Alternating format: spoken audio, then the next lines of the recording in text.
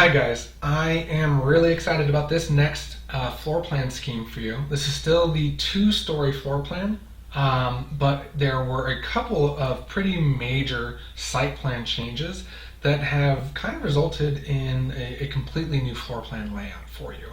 So we'll start off with looking at the site plan here, and one of the initial changes you asked for was to consider doing the garage and carport side by side instead of in tandem. And that yielded some pretty interesting results. I considered keeping the garage in this corner and having the carport on this side, but ultimately I decided against that. And the main reason was, as you're coming down the driveway, I would hate for you to see just the side of the garage and have to go all the way around the garage before you can see the open area carport and the entry door into the home, the front door for the home. To me, that was a non-starter. So I'm opting instead to have the open carport area, which is really just a very dramatic, contemporary, plain element of an overhang, this large flat roof area. Covering the carport. It's going to look really, really dramatic when you come down the driveway. And seeing the front door here into the home, this is going to make this feel more like just a gargantuan sized front patio, a covered patio, more so than a carport. I'm opting to show the car turntable right here in front of the garage, and in this case, this is going to be necessary. The City of Menlo Park requires a 24-foot setback for a garage typically. And that extra 4 feet of scooting this garage back would really kind of kill the amount of space we have between the back of the garage and the large redwood critical root zone, which we're already encroaching into, but I just don't want to go another further 4 feet into that. So I'm showing the garage being set right at the 20-foot setback. That's only going to be allowed if you commit to the turntable. The Menlo Park Transportation Department will allow the turntable to eliminate the 4-foot extra required setback, the 20-foot to the 24-foot. So I'm glad to hear, per our last conversation, that you are on board with this really cool feature. The other significant change that you asked for on the site plan was to flip the ADU, the accessory dwelling unit, to the north side of the property, opening up the south side for some southern daylight. And I appreciate that idea. I think that's a really good idea. One of the drawbacks of putting the ADU on this side is that the ADU requires a 10-foot separation from the main home. Whereas before I was showing the main home and Tino's bedroom upstairs going all the way to this 20-foot rear setback line, this blue line here. By putting the ADU here, we have to maintain that 10-foot separation. And so what you'll see upstairs is that instead of putting the namaste room in this backside and keeping Tino's room here, I'm basically flipping that. I'm keeping the namaste room here and Tino's bedroom towards the back, or really, I guess, towards the front of the house. Excellent design. It still feels like a courtyard home that's wrapping around these two large redwood trees. And I really like the idea here that the deck would just take a curve around the center point of this tree, and maybe we do these curving benches that act as a bench on the deck side, but act as a work surface, a workbench, when you're down in the corner garden here. So let's take a look at the floor plans now. Let's zoom into the floor plans. And again, we're going to rotate our orientation. North is now at the top of the page.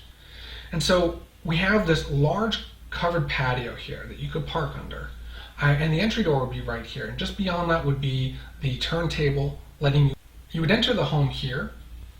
And I've opted to put the living room on this southern side of the house for two reasons. One, it's the larger amount of area adjacent to the covered patio. And also, we have an opportunity to put a lot of full height glass right here at this corner of the living room and create an awesome connection to the large oak tree right here. So you can see from the living room, you're going to have this great connection to this oak tree. Of course, it's covered, or it's going to be blocked quite significantly by the overhanging covered patio. But still, I think you'd see the trunk, you'd see those really beautiful branches that come off of that really crazy looking tree. It's so beautiful. However, putting the living room on this side, I am a little concerned about how close your neighbor's building is. So I think now it's even more important that your landscape architect show some really good screening trees being planted along here. And so I think I might work with the landscape architect on saying, well, hey, they're going to want as much space between the property line and the paving area, the hardscape along here. They're going to want as much space as possible for planters. Or perhaps we'll have to do some plants in above ground planters. But I think that might be a bit more challenging to get some really good height and density. So let's make sure that we're working with the landscape architect again to screen this view here. But what's great is that the corner wants to be really glassy, full height glass. That would open up to the tree, but then what's happening behind the TV and even over here, that doesn't want to be too much glass. I think we would probably get away with doing a high ribbon window running along the top of the wall to allow that southern light in, but without letting too much of a view be dictated by what's happening here with that existing structure. The living and dining area are very connected, and the dining area leads directly into the kitchen. I really like this kitchen too.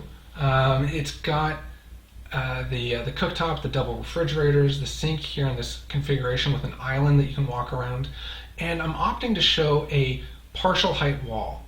This isn't a wood screen wall or anything like I was talking about before at the entry for the first floor plan. This would just be a partial height wall that's tall enough for the appliances and tall enough for the cabinets above, but would allow for visibility, especially when you're coming down the stairs. You can peek your head around the corner here and see over that wall to see what's going on in the living room. I think that's kind of fun. So you can sneak downstairs, check on the kids, and go back up by looking over this partial height wall. And on the other side of the kitchen wall, there would be more storage, shallow storage, so maybe a foot deep here. And then we've got a pantry right here. So this, like I said when we're looking at the site plan, by putting the ADU office area in this corner of the property, I have to maintain this 10-foot clearance between the two structures, and that significantly limited the amount of area that was left over here. But I think I've made the most of it. We've still got the loo, the powder room right here, which now has a direct connection to the outside, so we no longer have to require the ADU bathroom to serve as a convenient outdoor bathroom either. So I've opted to get rid of the door here in the bathroom 3 in the ADU, because now your guests can just pop in to this very wide hallway and open this other door to get right into the bathroom. Here would be the water heater behind the bathroom, and to occupy the other side, I would say let's put a little storage cabinet right here. This could be either full height cabinetry, or we could do just a nice little additional countertop display area for some more storage here. And then by having storage here, this allows this vanity to maybe be something a little cooler. Maybe this is just a floating vanity or just a floating slab with a vessel sink on top. We don't have to rely on this being closed off for storage. So this could be a very open, very slick looking powder room for your guests to use. And I love how far away it is removed from the rest of the space, but it's still conveniently located. The pantry is now no longer in this corner. I've opted to fit the pantry in here. So you've got a walk-in pantry just steps away from the kitchen. I hope this works for you. I love the access here right next to the garage too, so I think it'd be pretty convenient for this to work. And I'm even taking advantage of scooting in some cabinetry underneath the higher portion of the stairs. You go up to the stair here, get to a landing, another landing, and so here, you've got about 2/3 of the height of the space out here, outside of the stair footprint. You've got 2/3 of the height here, so that's enough to fit in maybe a couple low fridges. A secondary wine fridge could go here, though I am showing the one you've asked for right here, right next to the dining table. Super convenient access. This area of the home, this sliver of buildable area, now I'm taking an approach where we can have the washer dryer here, but we'll have a pocket door separating that from the living room. But then we've also, I'm putting another pocket door right here that separates off Eileen's nook. This could be that private area for you that you can close off with a door and lock. But when you're sitting in here, I would imagine this pocket door is just going to be left in the open position, just fully tucked away, just letting you appreciate the additional space that we have here, including this patio door directly to the exterior deck. And of course, we're going to do some corner glass windows right here so that when you're in your nook area, you get a primo spot, a primo appreciation for the tree and any activity that's happening out here on the deck. And the outdoor kitchen, I think it works really great right here as well. Still protected from the winds, but it's super convenient to the main kitchen inside and the extra dining areas. I mentioned this curved bench element for the deck. I think it'd be fun to have this be part of a bench dining area, as well as just a fun spot to hang out. And I think this is going to be really fun. This 10-foot space here, this isn't quite enough for the ping pong table. I mean, you could fit it and you would still have 30 inches on either side, but it gets a little tight. I feel like it's best just to let this circulation space for the doors here just be open space here.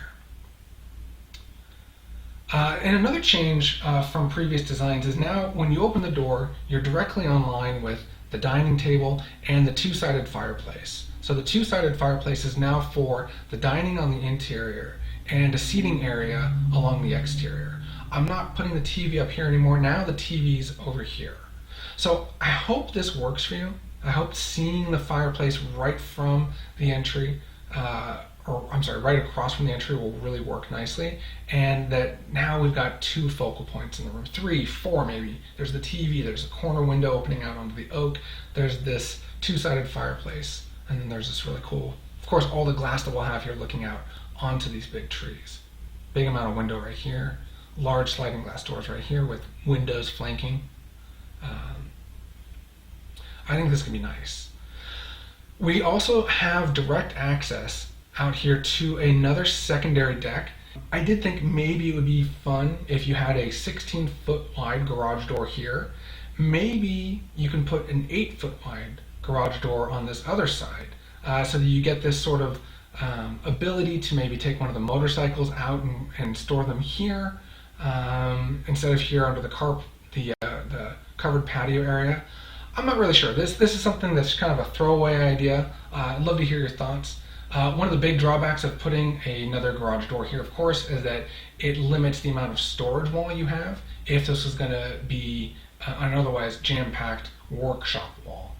But if you're liking the idea, I think it could be kind of fun and a way to energize this deck rather than just having the one door in the corner. Now this deck is really energized by this glass garage door that would be rolled up, and you can have these indoor-outdoor parties come check out the cars on the lifts or something, take a quick step outside onto the deck, although you've got this area right here. I don't know. Let's talk more about this, the function for this secondary deck in more detail live together.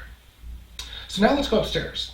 So we'll go around this partial height element here, this cabinetry volume, and we'll take the stairs up or the elevator up, and we come upstairs. The Namaste room is now occupying the corner adjacent to the redwoods, and this Namaste room is smaller than I've been shown before, although I think it does work quite perfectly for just the rower, which was actually being shown larger than the version you actually have. This is a little bit shorter, so I feel even better about fitting the rower in now. The rower here, the O2 bag here, big corner glass right here, opening out onto the covered tree, onto the large redwood trees here. And then we would take a hallway past your master suite to get to Tino's room. And I'm opting not to have the bathroom in his space, but instead leave it just in the hallway. But it's so far secluded, I don't think there'd be any concerns with going from the shower to his bedroom when he's an older teenager. I think this is just going to be fine. But then it can serve as a second floor bathroom if someone is spending the night in the Namaste room. So rather than having the wall here with the door into this ensuite bathroom, I say let's have the bathroom be out in the hallway. I might opt to swap the orientation of this room, put the toilet and the sink here so that we can have more glass into these trees. So imagine the toilet's here and the sink's here. The door would be up here. Lots of glass along this wall, of course. Lots of solid wall here for a home art gallery. I think this could be a very nice stretch of wall that can be quite beautiful, filled up with family photos and such. The master suite is pretty much the same as before, although now I am showing a step out balcony. The balcony edge still aligns with the floor below because I don't want to put you further into the foliage of the tree. I feel like coming out further than that is just, it's coming out too far, and I don't think that the 3D elevation, the 3D model would look very nice if this protruded out. And we will revisit that. I can always have it come out a little bit, but for now I'm showing just over 5 feet of balcony space, which would be enough space for a small table, chair in the corner, and I think this is a really nice master suite still. Tino's room here also is quite lucky. He's going to get a great connection to really appreciate that oak tree foliage. And from the hallway up here, everyone's going to get to appreciate the redwood groves. And from the master balcony, the master suite, and the namaste, you'll have a fantastic view down to these trees and the deck below. And just so you know, on the site plan is where I'm showing the square footages now. Most of the square footages probably got a little bit bigger than what we were showing before. The balcony's bigger, the living area and the garage is now taking you maxed out to 2,800 square feet of the floor area limit that Menlo Park mandates. But then the ADU does take you beyond that limit still with some additional square footage, that 292 additional square feet for the office. Guys, I can't wait to hear your feedback on this. It's been fun working on these schemes for you. Thank you so much.